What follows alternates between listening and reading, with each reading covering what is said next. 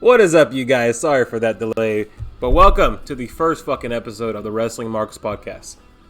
I'm Sinister Classic, and we're gonna get it going today with some wrestling news. Give me 1 second to make sure everything sounds good, and I'll be right back.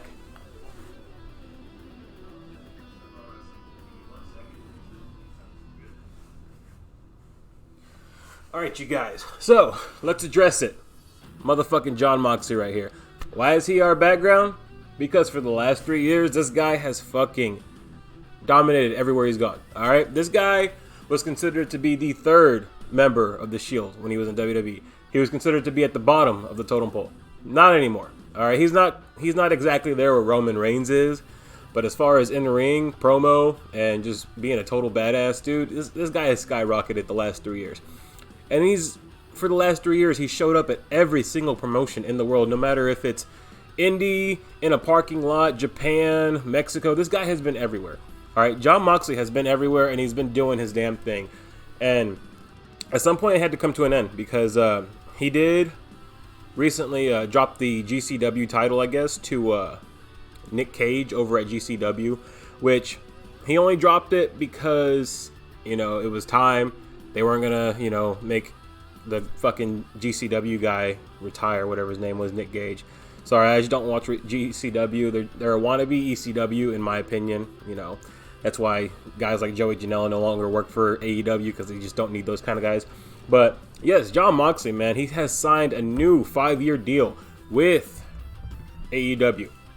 Okay, he signed a new 5-year deal, and he has dropped the GCW title to Nick Gage, and he dropped it due to, fucking fucked up means. The firm got involved. They're obviously going to make him look strong in losing that title because they don't want to make him look weak, as he is still the current AEW champion, and Tony Khan does not like his guys going out there and losing in other companies when they are the champion. So yes, Jon Moxley has signed a 5-year deal, and he is done with GCW for the time being. It's being reported that he's no longer going to make appearances in other promotions unless, it's a surprise and they're notified about it. But for the next 5 years, we got Jon Moxley exclusively to AEW and possibly New Japan every now and then. But he's, like I said, man, he's done everything on the indies for the last 3 fucking years. He's done everything he can. He's been out there. He's been champion everywhere. He proved to the WWE that he was a lot more than just some fucking crazy guy from the asylum who walked around with a fucking plant called fucking Dean or whatever the shit. Glenn, I don't remember. But he was tired of all the hokey bullshit, and he got out of that company, and he has fucking made a name for himself as Jon Moxley. Like, this guy has been untouchable and just ruthless. He's such a fucking badass, man, and he has done everything there is to do. He is now the current AEW World Champion, and he's gonna be there the next 5 years. And my honest opinion, for the last 3 years, he has been the biggest MVP of the wrestling game.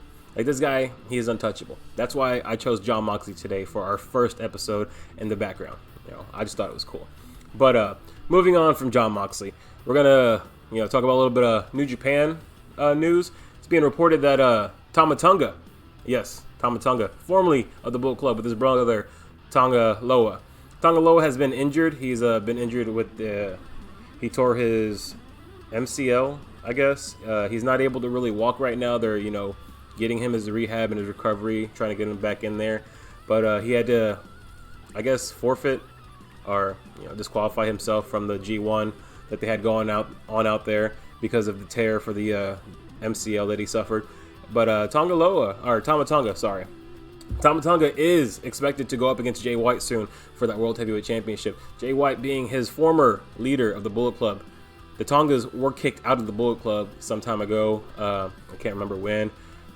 Don't watch that much New Japan, but I try to keep up with it. I try, Moving on from that, let's see where we were at. Let's get into WWE news. Bray Wyatt. I know the background probably should have been Bray Wyatt, but like I said, Jon Moxley has been the motherfucking MVP of the wrestling game. But Bray Wyatt's return on Saturday, my God, it was so good that I was ready for Raw on Sunday, which Raw doesn't come on until tonight, and it's Monday, so... But yes, I was so excited for the return of Bray Wyatt, man. Just because now that he's, he no longer has to deal with Vince McMahon. Okay, I'm just gonna put it like that. He no longer has this guy telling him that he has a bad attitude, that he's fat, out of shape, doesn't know how to wrestle, can't cut a promo. When really that guy was selling more merchandise than anybody in the fucking company. All right, the guy was pushing product. All right, the guy was, we were yearning for him the last year that he was gone, and now that he's under Triple H, bro, can you imagine the creativity that he's gonna be able to go out there and deliver to us?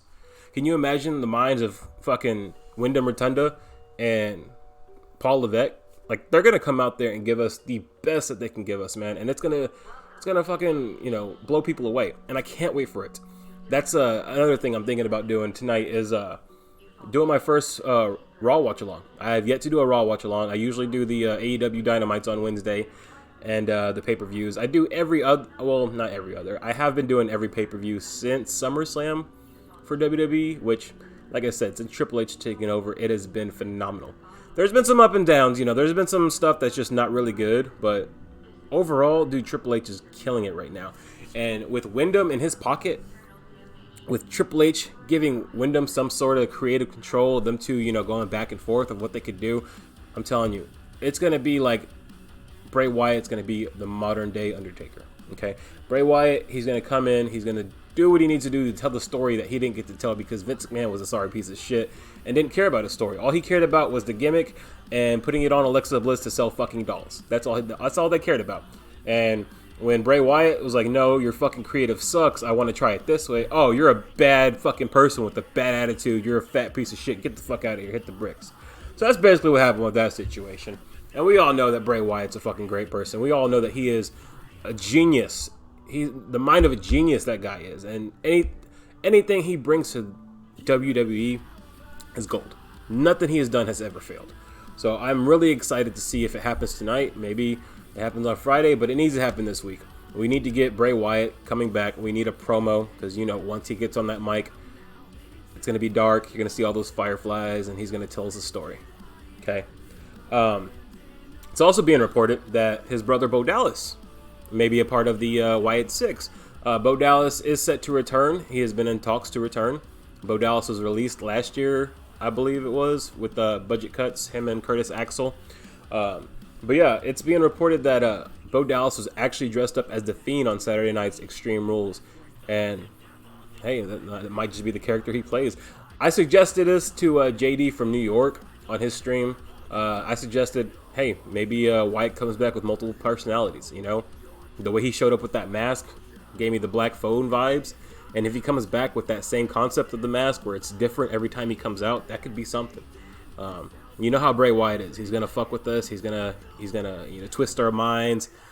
I mean, this return has been the greatest return ever. And look at the depths they went to just to give us this kind of return, man. Dude, they made you, what is it? They sent you on a fucking scavenger hunt, basically, to find all these clues. When we all knew it was Bray Wyatt, but guess what? We still did it because, hey, it's Bray fucking Wyatt. Like, we want to know what's up. We want to see what his creativity is, basically. And they gave it to us Saturday. Now they got to deliver it to us this week. I want to see what happens next, okay? I want to see if these, Fireflies Funhouse puppets are actually going to transition into ring roles or backstage roles, whatever it is they're gonna do. They need to try to make it official this week. What are they here for? What is Bray here for? We know what Bray's here for. Bray wants to redeem himself for the shit that he had to deal with at WrestleMania last year, where basically he looked at Alexa Bliss, who was fucking oozing fucking black fucking shit from her face, and he got hit with the RKO, and that was it. The Fiend was dead. Goodbye. They killed the Fiend. It was fucking ridiculous how they treated him. That character was gold. I don't care what anyone says about it. That mask was fucking gold. It was the creepiest fucking thing to look at, but you love to look at it. And now that he's back, I want to see what he does. I would hope that he does like the multiple personality thing where, kind of like Mick Foley did back in the day where, hey, maybe he needs to be the Fiend for this Hell in a Cell match to bring out his most ruthless side. Or maybe he needs to be, Swamp fucking guy, Wyatt, and he needs to, trick his opponent and mind fuck the shit out of his opponent to get him to where he needs him to be, something like that, something along those lines. But I would like to see Bray Wyatt with the multiple personalities. I don't know how you guys feel about that, but that's just me. Let's see. It's also being reported that Wyatt was pitched to return as soon as Vince McMahon retired. As soon as he retired, they were on the phone with Wyatt trying to get a return. Because I believe they were trying to make a movie last year that was supposed to be about The Fiend. And, you know, they were talking about it. They had the ideas. They were about to sign off on it. But they turned around and released Bray Wyatt instead. And then nothing ever came of it. But they turned around, that same person who wanted to direct the movie, they turned around and brought him back. And now he's working with Wyatt. All right, they've got horror movie writers working with Wyatt. Dude, they're putting everything they can into this basket. And I believe it's going to be great. I believe it's going to be the most amazing thing since, God, I don't know. Since the first fucking run of the Tribal Chief, you know? But we honestly just got to see how it pans out, man. You know, it's going to be amazing. It's going to be awesome, of course. But we just got to see how it pans out. Give me 1 second, you guys.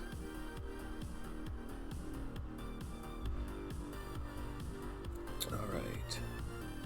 But yeah, enough on The Fiend for right now. We'll see what happens tonight, hopefully. The Good Brothers. The Good Brothers should be heading back to Raw. It's being reported that they've wrapped up all their... you know, all their responsibilities with New Japan, Impact, everything's, you know, all clear. I didn't think they were going to go back to AEW or anything like that. Like, their boy AJ Styles is down there in WWE, and that's where they want to be. You know, that's their family, whatever, is what it is. You know, I was hoping to get them back in AEW with the, but with what's going on with the Elite and everything, it's probably best to have them in WWE with AJ. Hopefully we see the Club versus Judgment Day. That'd be something great for Survivor Series, if you ask me. But yeah, the Good Brothers should be returning soon. Also, Bo Dallas. Bo Dallas is returning soon as well. Liv Morgan, she blacked out her Twitter. And there's a chance that she's possibly going to be joining the Wyatt Six. She blacked out her Twitter, and they did some kind of little stupid-ass interview backstage where she's just like fucking curled up in the fucking corner. She looks like Gollum from fucking Lord of the Rings, waiting for a Precious or whatever the shit. I don't know. It's kind of stupid, but they said something about her coming back with a darker gimmick. Who knows? Right now, who really cares? I mean, Liv Morgan's title run was kind of crap. I'm not trying to be an asshole about that, but let's admit that it was kind of crap, and they could have done a lot better with it, but they just didn't. That's nobody's fault. I mean, it's just how shit is. What else? Go ahead and pause this music for a second. But yeah, apparently she's getting a new dark character coming. You know, we'll see what happens. Maybe she could be Abby the Witch. Speaking of Abby the Witch, on Saturday when they did show all the Firefly Funhouse characters in the arena, there was a women's title belt behind Abby the Witch as they showed her on the screen. So that to me is letting us know that she could possibly be a former or current women's champion. Portraying Abby the Witch, which would be pretty fucking cool because it could be anybody. You know, it could be Becky, it could be Liv, it could be Charlotte Flair, the robot. You know, who knows? But yeah, man, a lot happening right now with that Wyatt Six and who could possibly be portraying the characters of the Funhouse. Finn Balor getting a very big push after that I Quit match on Saturday. Maybe we see a title run soon. They got to get a belt off of Roman, man. Monday Night Raw needs a world championship. Right now, Roman's just hogging all the glory. He's basically Brock Lesnar from like 3 years ago when Brock Lesnar won the Universal title and stood at home all fucking year. You know, it's ridiculous. I like my champions to be on TV, but hey, it's not my company, I guess. We might be, you know, doing a review tonight of Raw. I'm not sure if I'm going to do a watch along or just review it after it goes off. But tonight on Raw is going to feature the 25th anniversary of DX. DX will be in somewhat full attendance because they can't really be in full attendance if they don't have their ass boy, Mr. Billy Gunn. The Bloodline will be in attendance tonight as well. I'm not sure what they're going to be doing. They're probably just going to come out there and hold their titles up really slow like. Who knows? We'll see. What else we got? Johnny Gargano is going to be going up against Austin Theory tonight. Don't know if anything is going to come of that, but we'll see. The fuck was that? I don't know what that was. But anyways, we also got Seth Rollins going up against Bobby Lashley for the U.S. title, which to me, I don't feel Seth should be going up against Lashley for the U.S. title. I feel it should be Riddle, or at least a triple threat of Riddle, Rollins, and Lashley, because he did lose that fight pit on Saturday. So really, what the hell grants him a title win tonight or a title match? Nothing. So, and if you think about it, Seth Rollins has been taking a lot of L's. So, I mean, he did get the win over on Riddle at the Castle event, but other than that, he's been taking a lot of L's. So, what grants him a U.S. title match? I don't know. But, yeah, guys, like I said, a lot of news today. MVP in the fucking background, Jon Moxley, because he is the motherfucking MVP right now. I'm excited to see what happens on Raw tonight. I really hope that Wyatt comes and he talks to us. I just want to hear a Wyatt promo.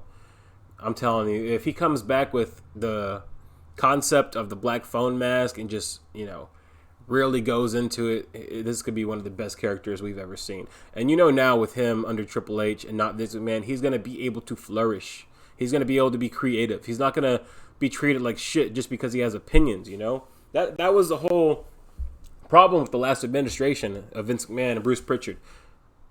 They treated their people like shit when their people did everything for them 365 days a year. How the fuck do you how do you justify that shit? You got these men and women breaking their backs, breaking their fucking necks for you. Big E broke his neck for you, and what did you guys give him? You gave him a fucking Raw cash-in on a stupid-ass fucking Detroit Raw on Bobby Lashley when it was football season, and nobody fucking saw it. When you could have gave him a cash-in at WrestleMania and gave him one of the greatest cash-ins ever. Like, it hasn't been done since Seth Rollins, so why the fuck couldn't you do it? Why? Because you don't care about these people. You care about filling your pockets and fucking your underage women, or whatever it is that they do. Whatever it is that Vince McMahon and, you know, his people be doing. But they can't do it no more because they're not in control, you know? So, but yeah, I'm just saying, I'm ready for tonight. It's going to be a great night. Extreme Rules wasn't great, but it was good. It hit the points it needed to hit. The Ronda Rousey Liv Morgan match was crap. Let's just not even remember that. But other than that, man, it was a great night of wrestling. I could definitely say that. And I'm ready for tonight. I'm ready to see what happens with DX now that they can go out there and celebrate how they want to celebrate, not with, you know, Vince McMahon telling them what to do. And I'm interested to see what happens in the Seth Rollins versus Bobby Lashley match because, like I said, Riddle should be getting the opportunity, not Seth, but that's just me.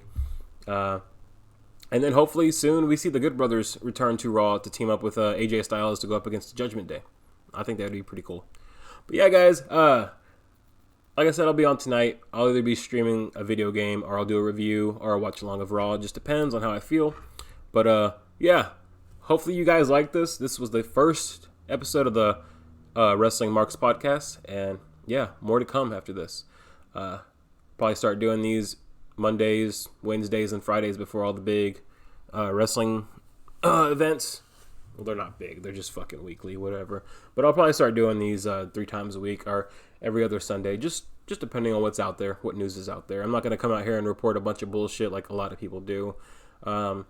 Backstage drama in AEW, we don't care about that. We're not about the drama, high school shit. Get over it, be men, figure it out later, take a shot. Who knows?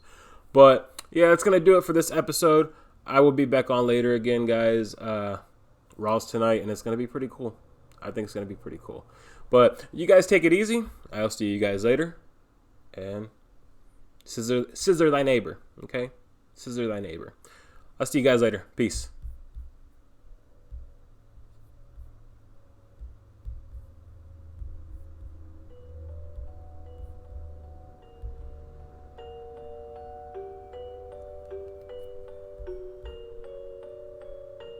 Welcome to transition into death. You feel your eyes begin to get heavy. You fall deeper and deeper into a trance.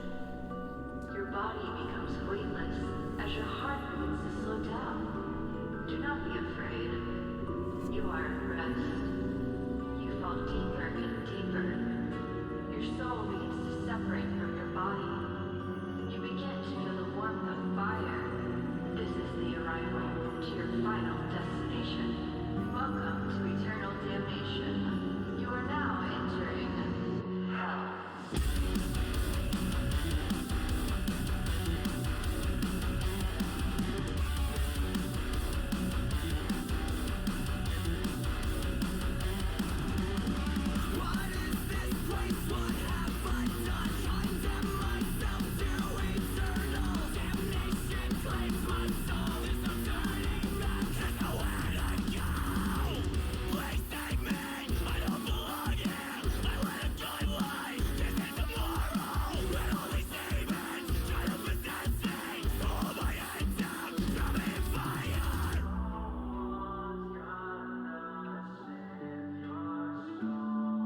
know you never going on. Now you're trapped inside the depths of the unknown. It's a strong force again. It'll pull you down now into the fire until the flames get higher.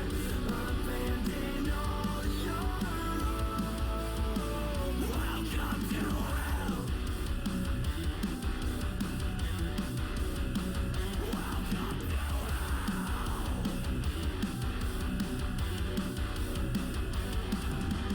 Begging for my life to a god that ignores me. Give me last rites to let the devil destroy me.